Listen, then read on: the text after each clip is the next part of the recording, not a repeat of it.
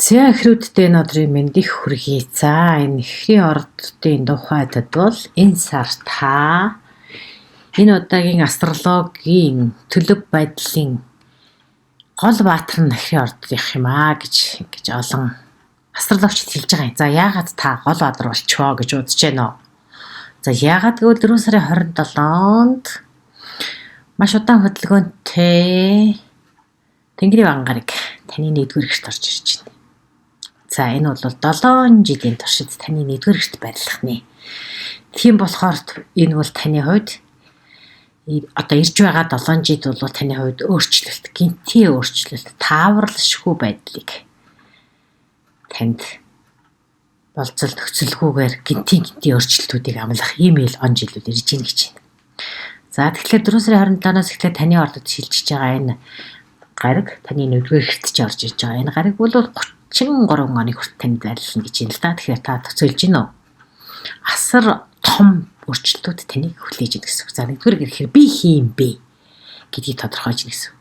Та мэрэгчлээ, магадгүй өөрийнхөө нэрийг нийгэмд эзлэх байр сууриач бүрэн одоо тийм өөрчлөх магадлалтай. Та зорилго чинь, тэмүүлэл чинь, өөрийгөө илэрхийлэх тэр гадаад өнгө үзэмж таныг гэж эхрийн ордны өөрийг чи илэрхийлдэг бүх юм үндсээрээ өөрчлөгдөнө л гэсэн.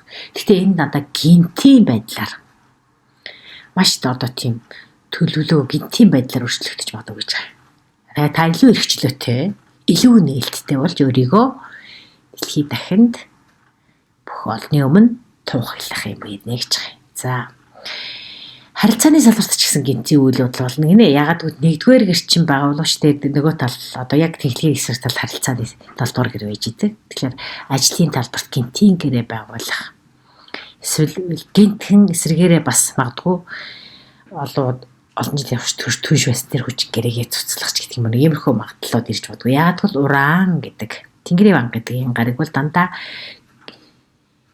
төлөвлөлтөө гинтийн өөрчлөлт, гинтийн эрхчлөө, гинтийн одоо тийм санаандгүй эргэлтүүдийг илэрхийлдэг. Төсөөлөөгүй салбарт чинь гинт бизнесийн боломж олддог ч юм уу те. Магадгүй хувийн харилцааны тухайтад бол гинт одоо Тэнгэрийн ван гаригийн нөлөөгөөр та ингээд тэр торноосоо гэх юм уу чөлөөлөгдөж эрхчлөөтэйгээр нисэх тийм үе гарч ирж магадгүй гэж. За тэгэхээр энэ бол сайнч бас саарч талтай гэсэн. Гинт гэрлэх санал аваад гэрлэж байгаа нэгэн байхад гинтхэн санаандгүй тохиолдлоор гэрэлтэй цуцлах энэ юм шийдвэр бас хүрч магадгүй байх нь байна л да. Харин ганц бие хүмүүсийн тухайтад бол магадгүй огт өөр үндэстэнтэй, өөр шашны хүнтэй, насны магадгүй зөрөөтэй хүнтэй, эсвэл магадгүй бүр ёр бусын хүнтэй учрах. Энэ нь таныг одоо өөрийн чинь төдийгүй эргэн тойрных чинь гайхшруулах иймэрхүү нөхцөл байдал хүргэж магадгүй гэж юм. За энэ бүх өөрчлөлтүүд 4 сарын 27-наас эхлээд дараагийн 7 жилийн туршид үргэлжлэх энэ өөрчлөлтийг хэлж байгаа юм. За ингээд энэ сарын тухайтад бол гариг эрхсийн нөхцөл байдлуудыг энэ мэтээр тайлбарласны дараа төвшөлт нь тоон зурхай буюу гал морин жилийн тоон зурхай гэдгийг ороод харчих юм бол та 26 оны таны тоо хэдвэ гэдгийг олоод харчих болно. Тэндээсээ үүдээд 4 сард таныг одоо таны тэр тоонд ч холбогдох ямар одоо аз завшаан ямар одоо боломжлох зүйл үлээж байна вэ гэдгийг харж болно гэж. За энэ бол гариг эрхсийн нөхцөлүүдийг ярьсны дараа ярих ийм зүйл байна. За ингээд уран гаригийн буюу Тэнгэрийн ван гаригийн таны 1-р гэрт орж байгаа тухайг ингээд ярьчлаа. За дараа одоо бол астралаар явъя. 4 сарын 2 буюу одоо 2 жил 2 өдрийн өмнө бол тэргэл сар таны 5-р гэрт гарсан. За тэргэл сар гэдэг бол мэдээж өмнө хийсэн ажил ямар нэгэн харилцааг бол одоо 15-ны буюу тэргэл сарын нөлөөгөөр тодорхой болгох эсвэл зарим нэгэн төсөл бол одоо тусгаад үр дүнгийн үүсэх энэ гэдгийг илэрхийлдэг л дээ. За тэгэхээр 5-р гэрт орж байгаа хайр дурлалын харилцаа тодорхой болно. За магадгүй зарим нь бол амралтаар аялын зугаалах, театр үзэсгэлэнд очих энэ гэх мэт таатай цагийг өнгөрүүлэх үе ирж магадгүй өөрийгөө харьлах. Дээрээс нь та гоо сайхандаа анхаарах магадгүй хоббидо цаг зарцуулах. Энэ нь одоо жишээлбэл таны хобби гэхээр таны дуртай хийдэг ажил байж болно шүү дээ. Зарим нь одоо бүжиглэх, дуулах, тайзнаа гарах, альсууд малдуу спортоор хичээлэх. Та ямар хоббитэй тэрэндээ цагаа зарцуулах. Ийм татав үе гэж. Магадгүй энэ үед зарим нэгнийх нь авьяас гэнт илрээд тэгээд одоо тэр юуныхаа авьяасынхаа хүчээр одоо мөнгө олох боломжуудыг нээдэг ч юм уу. Уран бүтээлийн үзэсгэлэнгээ гаргадаг ч юм уу, номоо бичиж дуусгадаг ч юм уу тийм. Эсвэл үр хөвтэйгээ холбоотой чухал сайхан мэдээнүүдийг сонсдог. Сургууль соёлын ёслолтод оролцох хэрэгтэй. Ийм татаа үйлдэл нөө гэж. За мэдээж зарим нэг хүмүүс бол хайр дурлалтайгаа уулзрах, хайртай бүсгүй хайртай залуугаа гэр бүл төхөх гэж байгаа хүмүүстэйгээ сүйтээ байх. Гэр бүлийнхтэй танилцуулах энэ гэсэн иймэрхүү айтайхан мэдээнүүд бол та энэ тэргийн сарын нөлөөгөөр энэ үйлдэлд үрдэж болно гэсэн байна. За 4 сарын 10 Марс буюу ангараг гараг. Улаан ангараг гэж хэлдэг. За дайчин, давчингүй, бүтээлч тэгээд дээрэс нь маш тийм эрчимтэй зоримог шийдвэрийг дандаа өдөөдөг.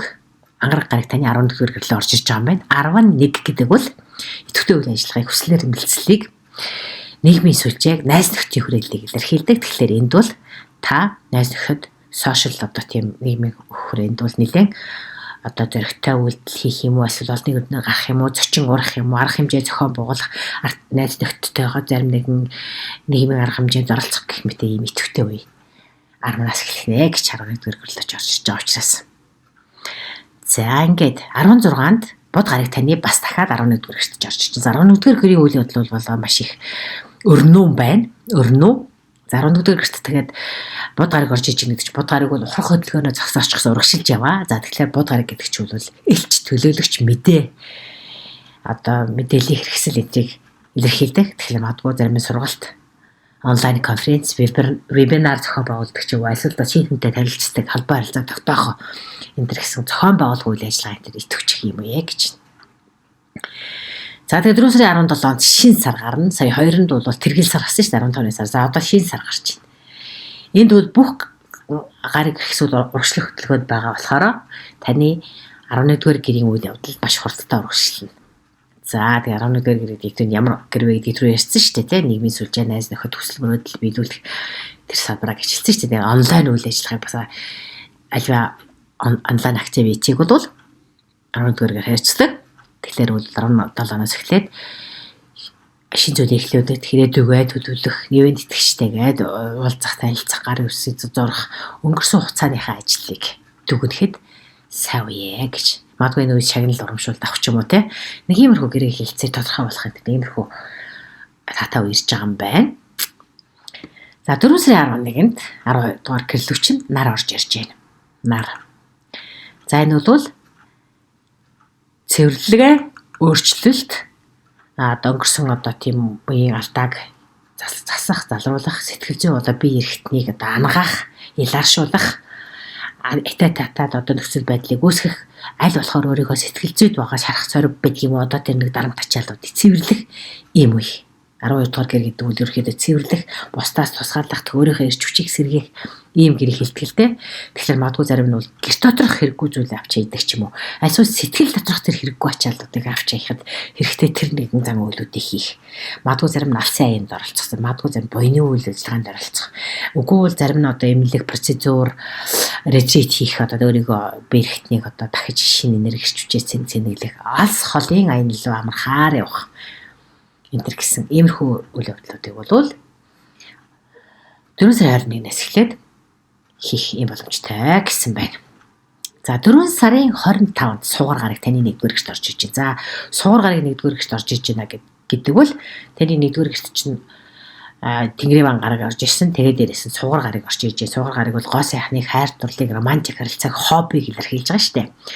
За тэгэхээр гинтийн өөрчлөлтийг илэрхийлдэг, аяга цахилгааныг илэрхийлдэг Тэнгэрийн вантай хамт сугар гараг орж ирж байна гэдэг бол та өөрийнхөө гадаад төрх гоо сайхан энэ бүхнлөө илүү бас анхаарах. Магадгүй өснийхээ нүүр царай гоо сайхан зүйлдээ илүү анхаарах. Та илүү бусдаас илүү өнгөлөг тод бүхний анхаарал татахаар тийм бусдыг соронзон мэт татахаар ийм үе ирж байна гинэ. Тийм болохоор та ингээд өөрөө ирэхгүй хүмүүсийн анхаарал татж байгаа учраас магадгүй биелэг, санал янз бүрийн одоо жишээлбэл санаанд гуйчрал тохиолдод танд бол ирж магадгүй гэсэн байна.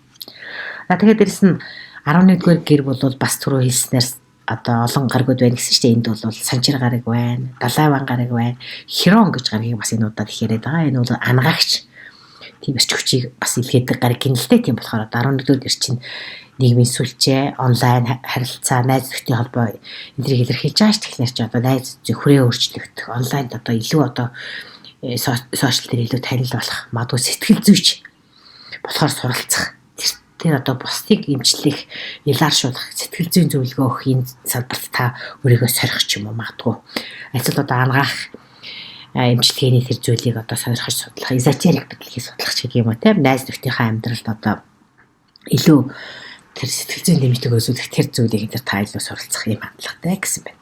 За тэгэхээр энэ хүрээд бол таны гариг хэрэгсийн нөлөө танд ямар байх вэ гэдгийг бол энэ хүрээд өндөрж байгаа. Энэ дараагийн хэсэг бол тоон зурхай. За одоо тоон зурхайн төлөв байдал. За 26 оныхоо тог та нар хаанаас мэдэх вэ гэдгийг би түрүү хэлсэн. Хэрвээ тэрийг сонсог өнгөрсөн бол дахиад хэлье. Энэ подкастуудын дунд 26 он гал морин жилийн тоон зурхай гэсэн хэсэг байгаа. Тэрийг ороод үзчих юм бол та 26 оныхоо тог болоод мэдчихнэ гэж. За тэгэхээр 26 оны чинь тоо 158 байх юм бол цоо шинээр би гэдгийг бүтээн. Карьер албан тушаалын хувьд та бүр эрс өөрчлөлтийг хийнэ гэж. Тэгэхээр 427-нд Тэнгэрийн ван гарагийн шилжилт бол танд хамгийн хүчтэй нөлөөлнө. Таны нэгдүгээр гэрт орж иж байгаа учраас. Эхлэлийн ордны нэгдүгээр гэрт орж иж байгаа. За энэ бол гадаад төрхөө өөрчлөх, мэрэгжлийн салбартаа гинтийн маш зоригтой шинжилт хийх юм уу гинэ. За тэгээ сарын ихээр 5 дугаар гэр буюу хайрт орлол, романтик харилцаа, хоббиг ч илэрхийлдэг тэр 5 дугаар гэрт тэргэл сар гарсан. 15-ны сар гарсан гэсэн үг. За энэ бол таныг авиас бэлгийн чинь, таныг өрийг чинь олонд таниулна. За мөн 11-р гэрт бас итгэв чинь сарын ихээр. Энэ бол танд шинэ бизнесийг хамтрагчдыг авчирнаа гэж. За ийм байна. Энэ бол 158 гэсэн хувийн тоон гарсан хүмүүст хамааралтай төлөв байдал байлаа. За дараагийнх нь бол хувийн тоо чинь 2, 4, 6 байвал ямар байх вэ? Хувийн тоо 26 оны тоо чинь 2, 4, 6. За энэ бол харилцаа, үр хөөхд, нийгмийн систем энэ хэлж байгаа. За ингээд 2, 4, 6 тоотой эхрүүдүүд бол санчир гариг болон саяны одоо 5 дугаар гэрт гарсан тэргэл сарны нөлөө маш хүчтэй байна гэж. За хүүхдүүдийнхээ холбоотой асуудыг одоо шийдэх, гэр бүлийн харилцаанд шин дүрм, журам, анхаарал, халамжийг хаана хэдийд үзүүлэх вэ энэ гэдэг тэр нэг дадал зуршлын хэм маягийг тогтоох үе гинэ. Харилцаа одоо маш тийм цэгцтэй, зохион байгуулалттай, хариуцлагатай энэ байх юм шаардах юм байна л да. За 25-наас хойш болохоор суугар гарыг таны одоо өөртөө илүү цаг гаргахыг шаардсан суугар гарыг. За энэ бол та гоо сайхны ямар нэгэн үйлчлэгээ, сэтгэл санаагаа одоо өргөх энэ талын асуудалд бол илүү цаг зав гаргах юм үе гэсэн байна. За энэ бол 2, 4, 6 гэсэн хувийн тоон гарсан энэ хүмүүс их байлаа. За тэгээд энэ мөн дахиад нэг хэлье. Хувийнхаа 26 оны тоог яаж мэдвэ гэдэг байгаа хүмүүс хандаж хэлэхэд энэ оны миний одоо энэ подкаст дотор гал морин жилийн тоон зурхай гэсэн хэсгийг олоод үзчихээрэй гэж. За энэтэй бол эндээс бол та өөрийнхөө тоог олчихноо гэж. За дараагийнх нь бол 3, 7, 9 гэсэн тоо.